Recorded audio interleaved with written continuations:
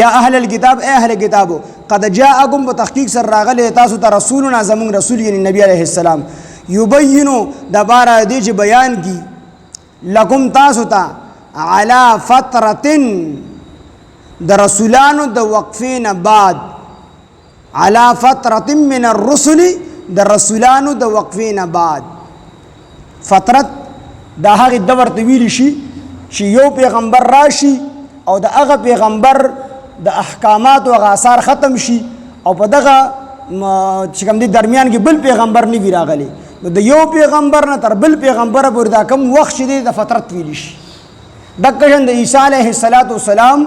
او د رسول الله صلی الله علیه وسلم په منځ کې اقوال به مختلف دي خو د یو قول مطابق شپږ سوه کاله تیر شوي دي او د یو قول مطابق 660 سال پس عیسی علیہ السلام پس رسول الله صلی الله علیه وسلم الله را لېږلی دی او د یو قول مطابق د حضرت عیسی علیہ السلام او د رسول الله صلی الله علیه وسلم په منځ کې 640 سال تیر شوي دي او د یو قول مطابق 560 او د بل قول مطابق 540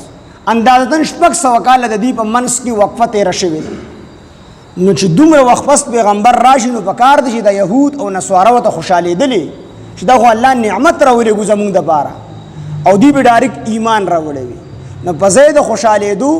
چې دغه نعمت قدر یې کړی وي د دغه نعمت شکر یې ایستی وي په نبي علیه السلام یې ایمان راوړی وي نو دې ظالمانو په ځای د شکر د الله د نعمت ناشکري وکړله او په نبي علیه السلام باندې ایمان رانه وکړه پکار دی چې دومره وخت پس پیغمبر راغلی وي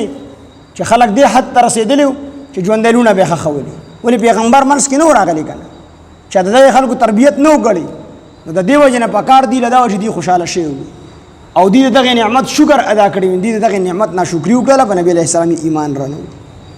نو الله ورته هغه نعمت ور یادي چې یا اهل الکتاب اے اهل کتابو قد جاءکم په تحقیق سره راغلی دی تاسو ته رسولنا زموږ رسول یعنی رسول الله صلی الله علیه وسلم یبینو چې بیان کړي لکم تاسو ته علی فترة من الرسل د رسولانو د وقفین بعد ان تقولو دا چې تاسو دا اونوائے ان تقولو دا چې تاسو اونوائے ما جاءنا چې نو راغلی مونږ ته من بشیرن څوک زیری ورکوونکي نه ولا نذیر او نه څوک یرونکي الله تو فرمایل چې د ډېرې وقفې نه پس مونږ نبي علیه السلام راولېږو ستاسو د هدایت لپاره چې تاسو ثواب قیامت کې دا چې کوم دی ګیله او بهانه نه کوئ چې مونږ ته څوک پیغمبر نه راغلی چې مونږ ته